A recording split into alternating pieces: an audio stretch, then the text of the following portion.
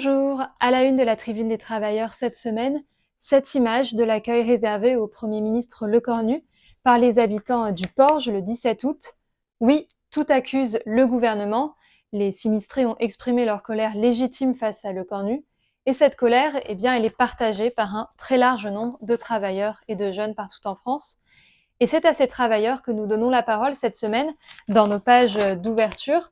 Ces sinistrés de la Gironde qui ont perdu leur logement, ces habitants des logements HLM qui ont subi les vagues caniculaires dans des appartements inadaptés aux fortes chaleurs. Ces travailleurs racontent dans nos pages leur situation, mais leur témoignage constitue une véritable accusation contre le gouvernement. Un gouvernement de menteurs, de truqueurs, qui a nié sa responsabilité dans les drames de cet été, alors que c'est lui qui organise le démantèlement des services publics et le gouvernement qui, désormais, refuse d'investir les moyens qui seraient nécessaires pour reconstruire et pour venir en aide aux populations sinistrées. On lira dans les pages d'ouverture de cette semaine la contribution d'un architecte qui explique que les 23 millions attribués à la reconstruction en Gironde et dans les Landes ne permettront même pas de reconstruire un quart des habitations détruites dans ces deux départements. Et il rappelle au passage que ces 23 millions représentent un tiers du prix d'un seul Rafale. On voit donc bien les priorités de Macron, la guerre avant les besoins de la population. Et puis le gouvernement ne s'arrête pas là, il prépare des nouvelles attaques contre les travailleurs et la jeunesse avec son budget 2027, en projetant notamment l'augmentation de 40% des franchises médicales. Une nouvelle attaque contre la sécurité sociale. Il est urgent de bloquer ce budget anti-ouvrier. La légitime colère des habitants du Porge, mais plus généralement celle des travailleurs et des jeunes partout dans ce pays, pose une question.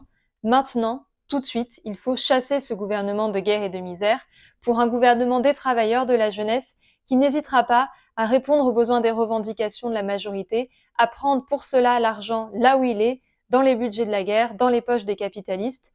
Ce qui pose la question de l'organisation de la mobilisation partout, des travailleurs avec leurs organisations combattant dans l'unité pour aller arracher leurs revendications et les imposer. La réquisition des budgets militaires pour les besoins de la population, elle est posée aujourd'hui avec d'autant plus d'urgence et de force que la guerre s'accélère et s'étend. L'éditorial de cette semaine revient sur les derniers développements de la guerre en Ukraine, alors que les peuples russes et ukrainiens n'en peuvent plus, que la guerre a déjà fait des centaines de milliers de morts. Eh bien, les capitalistes et les oligarques, qu'ils soient de Washington, de Kiev ou de Moscou, vont de surenchère en surenchère pour leurs propres intérêts.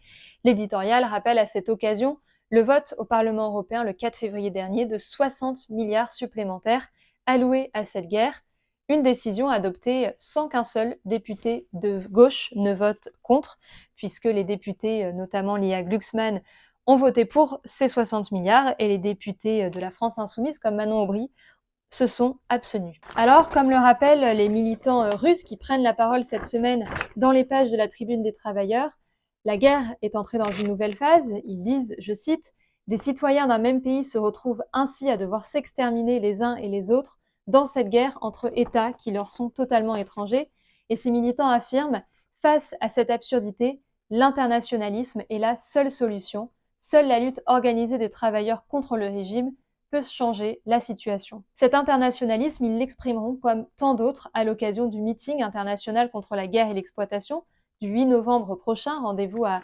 14h30 à l'espace Charenton. Notez cette date dans votre agenda si ce n'est pas déjà fait.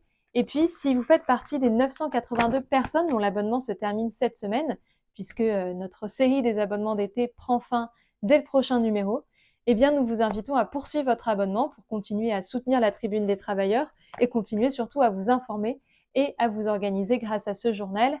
Et bien évidemment, si vous n'êtes pas encore abonné, eh bien c'est l'occasion de le faire. Bonne rentrée à tous et à la semaine prochaine.